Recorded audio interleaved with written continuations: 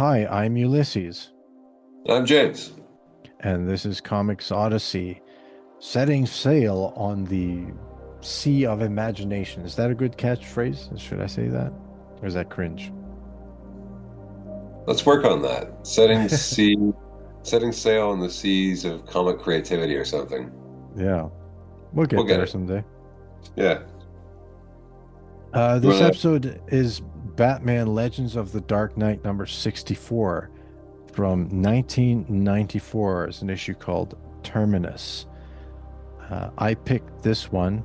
This whole series I bought in a single long box. I bought the whole thing. It has every variant, has everything. wow. And I read the whole series, and it doesn't have a lot of duds in it. It's a really solid series. I recommend reading this whole thing. Is this your only, is it was your first contact with the series? Yeah, I read a lot of Batman. I might have one or two in the background, but I wouldn't know for sure if I have a Dark Knight, Legends of the Dark Knight issue. Okay. I have a little over 1,000 comic books here. What was your impression of this cover? Oh, it's very. If it would pick, my eye, it'd pick up my eye very quickly if I was looking at the stands.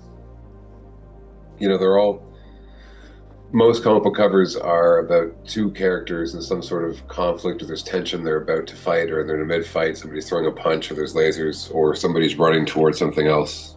The brick helps a lot with the Batman shadow in the back, so it gives the presence of the character, but you don't know what it's about yet. The content of the book is still sort of mysterious, but it looks as though something there's a climax happening inevitably on the inside of the building, and it makes you want to pick up the book to find out what's on the inside of the book too. It took me a while to come around to this cover. When I first looked at this, I was quite unimpressed. I thought it was bizarre. It's just a window. Um, but I came around to it. Um, I thought, like you said, if it was on the stands, it would stand out by virtue of not being at all like any other comic book, right? Yeah, and look at the effort. He didn't use a ruler for the brickwork, it looks like.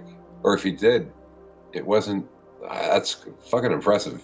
I mean, from a technical perspective, I'm not sure if as a kid I'd be wildly impressed if I was 15 or 16. But that's harder than it looks. Yeah. Yeah. Takes a lot of patience. That's right. Okay, so the story is Terminus, with the writer being Jamie Delano and artist Chris Bachalo, and I guess is it editor Pennington, colorist? Jamie Delano, I didn't know anything about him.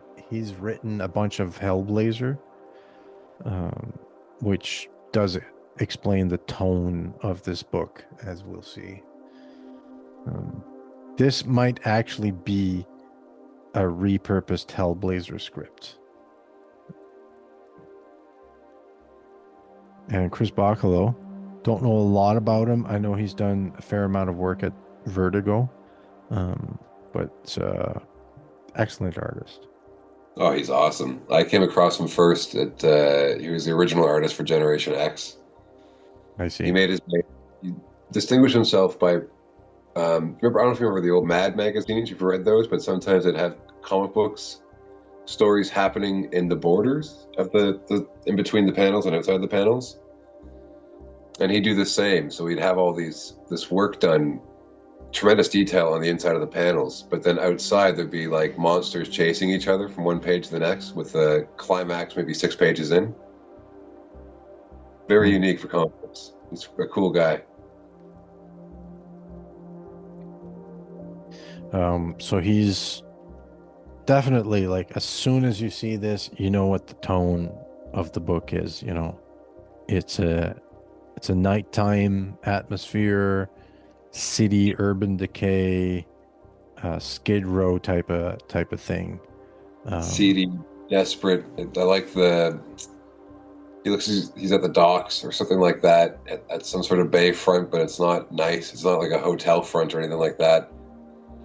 He's looking at mhm. the city from far.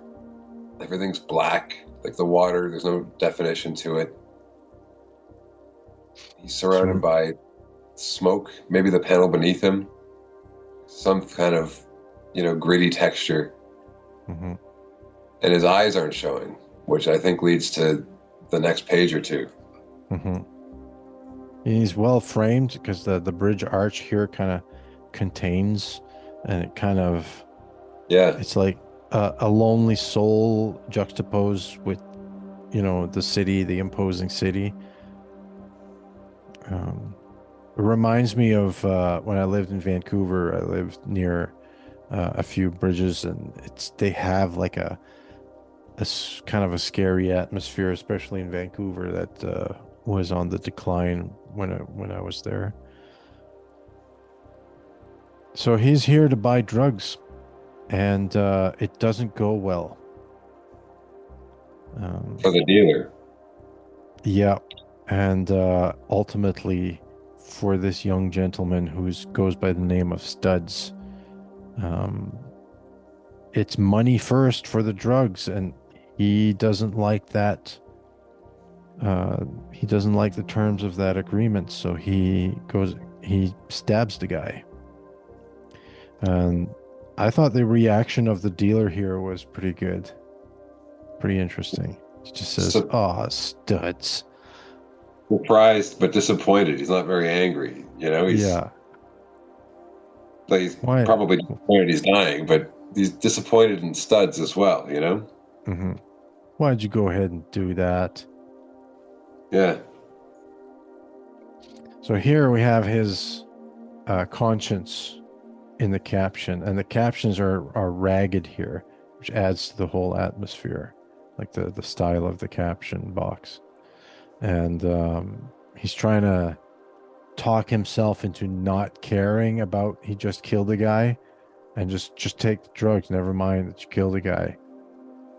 And his rumination is interrupted by Batman here, who shines a light on him, and he doesn't like that very much.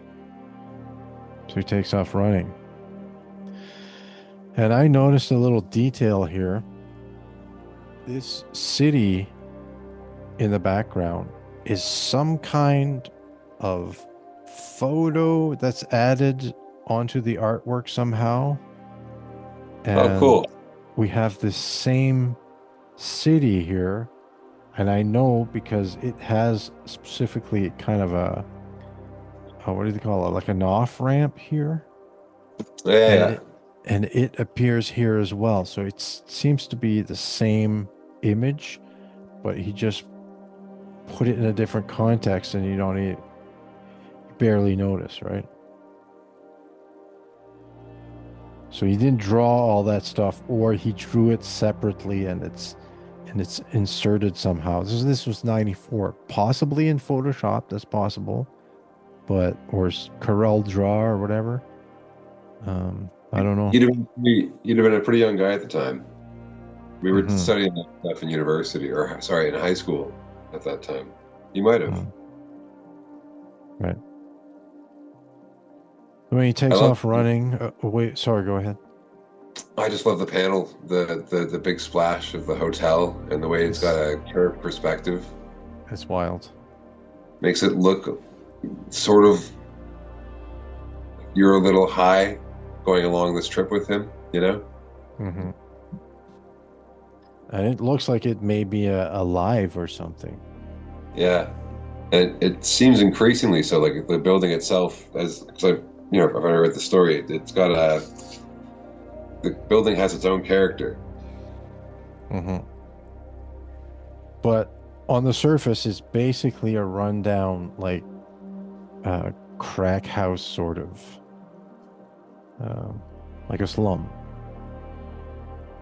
Yeah, like a So last ditch hotel.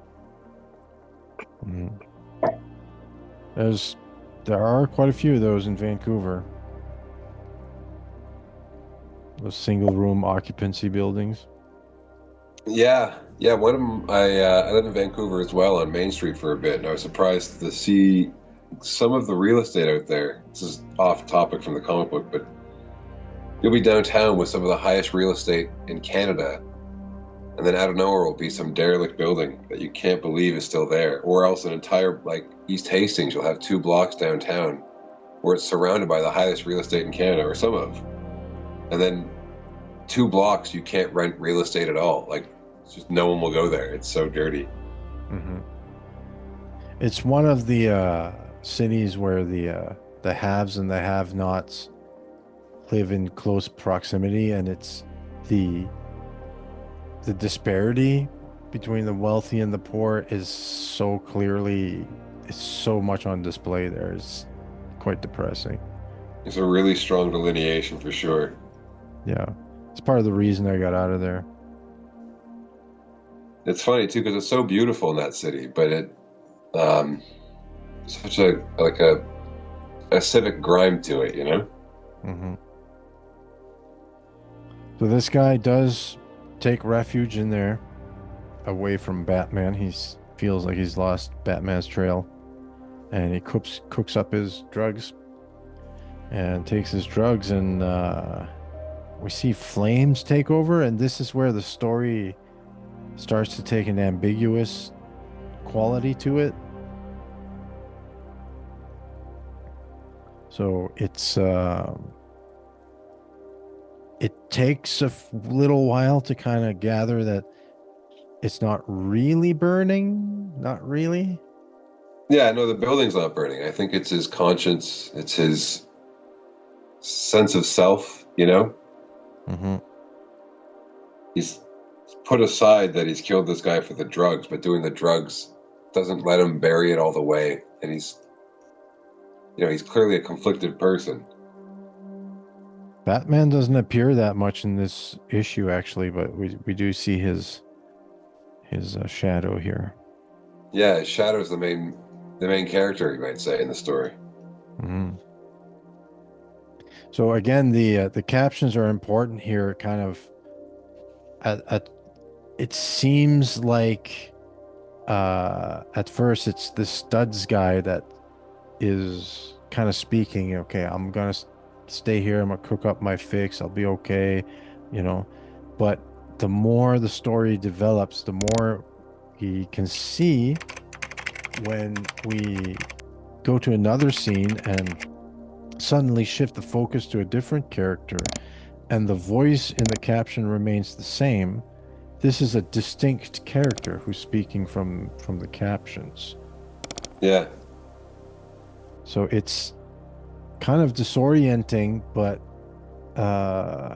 like when you first encounter that, because it's an unusual and unexpected.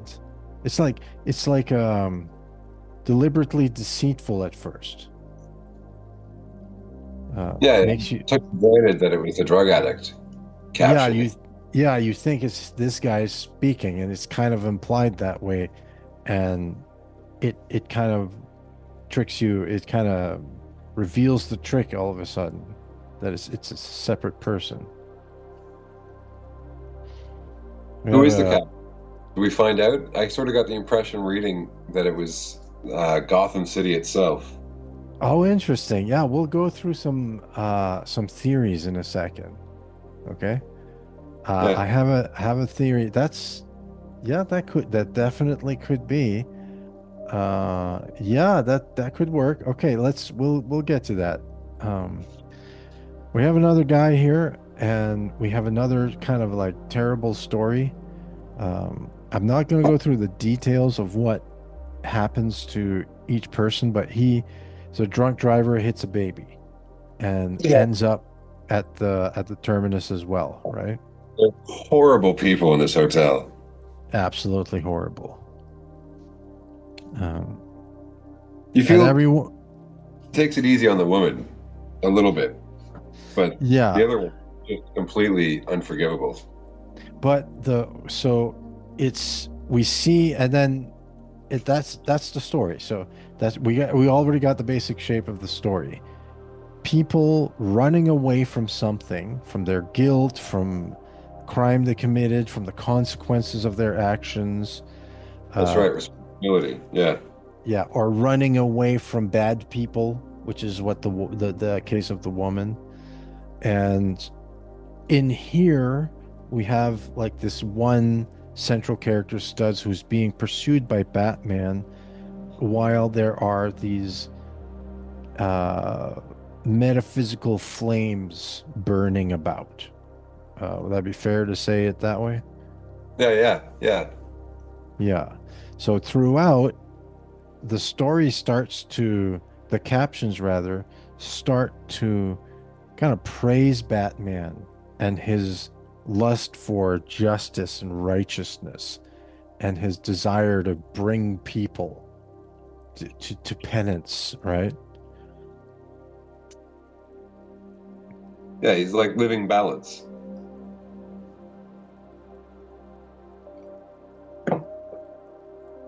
It reminds me of Jack Nicholson's Joker of Jack Napier and that panel up to your left in the middle. Yeah, yeah, Yeah. yeah. It might be modeled after him. Like, for instance, here the caption as Batman is pursuing the Studs guy. Press on, you hunter, relentless, dark, and cold, you midnight black, the perfect complement to pay my blazing red. So Huh. who's that, right? Listen, can you hear my scorched fabric howl with the ecstasy of pursuit? Everyone here is being pursued by something, and Batman is the pursuer, right? Can you feel the panting draft of my infernal breath? Soon, Hunter, soon we will take him together. It's Um, cool. It's just vague enough that it leaves you guessing throughout the story. mhm. Now, there's a kid here who ends up in Terminus who murdered a woman who happened to be the sister of a mob boss. Yeah.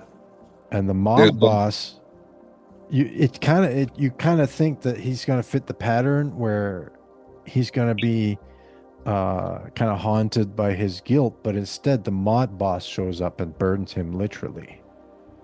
yeah. And actually, the first time I read it, I thought that's what the fire came from that, and it was sort of happening before they got into the building. Like it wasn't a metaphysical fire. Hmm. It just works out nicely, and it's cool if you go back a page, if you wouldn't mind. I love when they do this. I would say it's cliche, but cliche for a reason. That you make murder scenes or situations like this, the coloring is really, really pale, but take strong advantage of this bright red to show them the like it's not just a physical stain, it's like a metaphysical stain on the story, you know? The murder is more than just somebody dying, it's like a loss to the city, or the way Shakespeare might use blood. I'm not doing this well, but the use of colors really promotes the powerful loss, the murder, the violence. The incontrovertibility of it all. Yeah.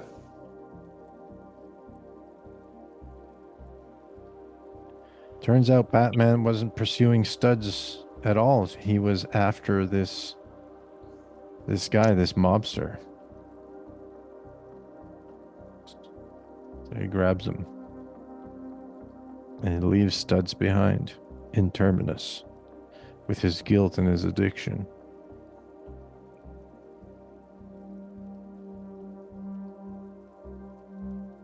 Here we have an exchange between like a medic and Batman.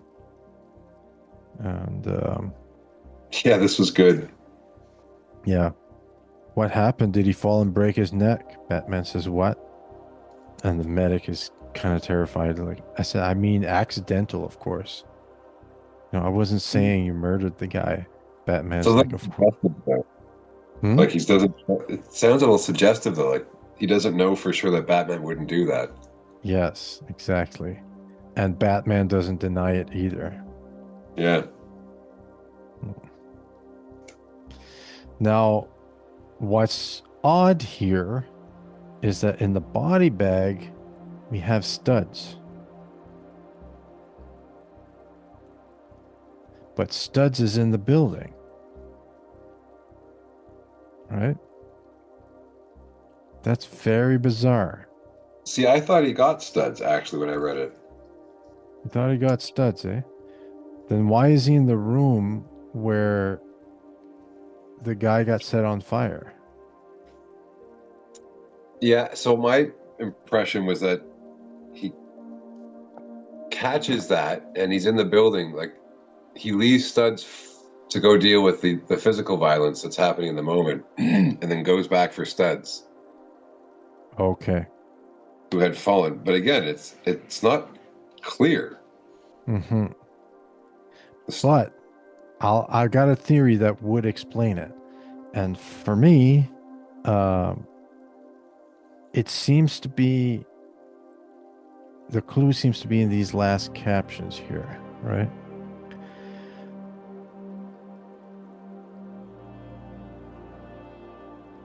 So the caption reads, "There have been a lot of hunters who've tracked their prey along my halls, but you were something else."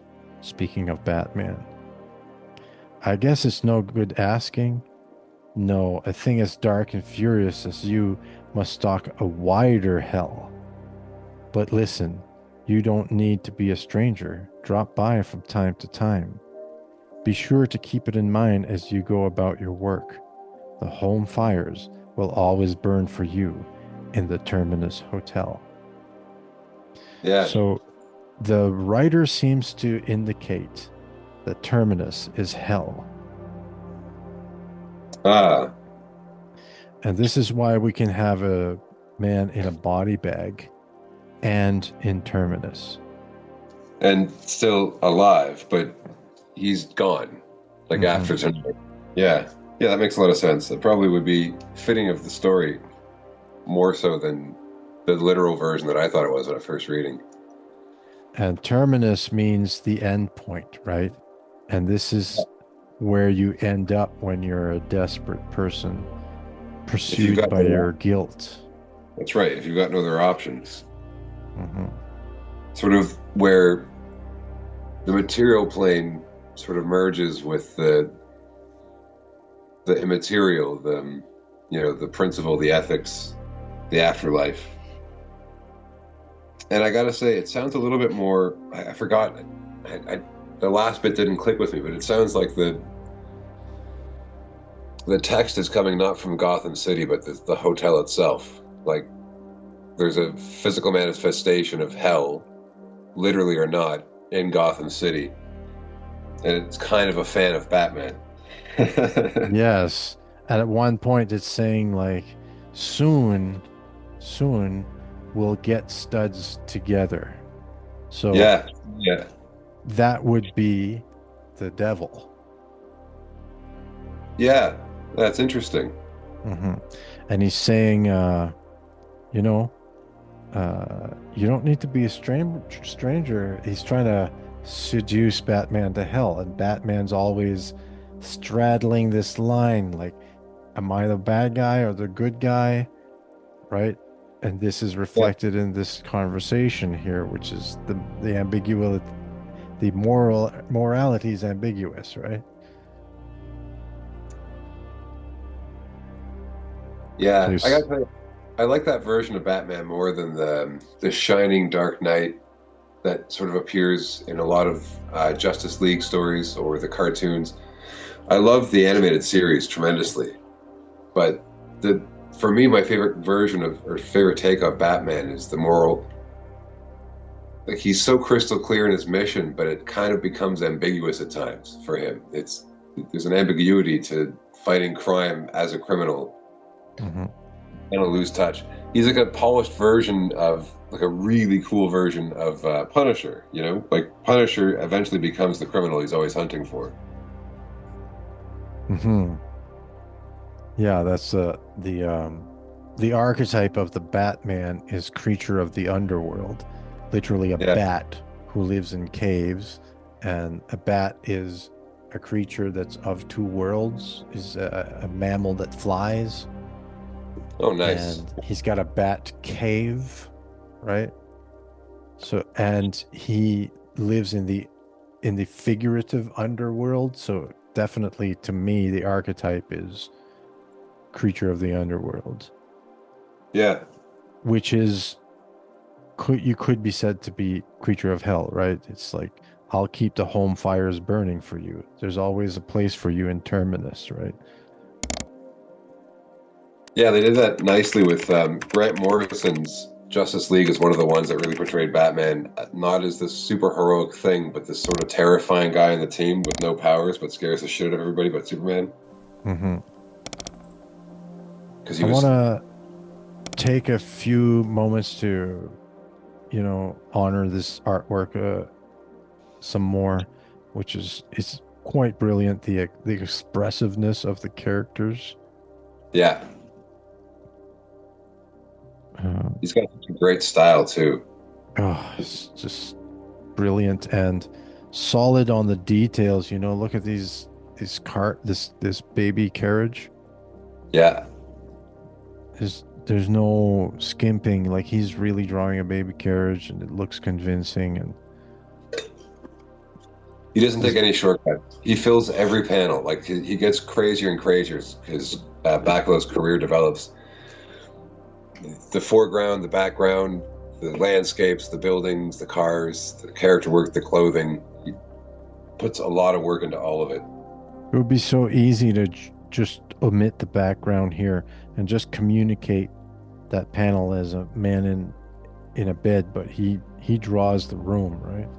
Yeah. Good use of color to differentiate all of the characters, backstories. And again, it works so well to make backstories or flashbacks. The color use is really pale. Hmm. Like monochromatic palette. Yeah. I mean, that's just that character, even though she's run down, has a coolness about her. Yeah.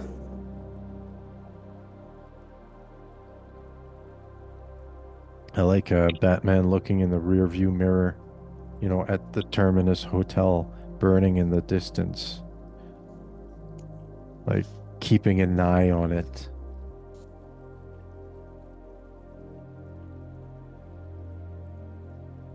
It's so like such an odd experience to see this page juxtaposed with this page is just like so dissonant. Yeah. It you can't choose your ads really, but that's an unfortunate play there for sure.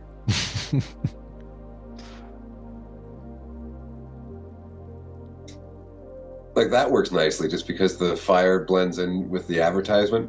Hmm. It's Yeah. also a drawn thing and a drawn thing. Yeah. Yeah. Uh, any more comments about Legends of the Dark Knight number 64?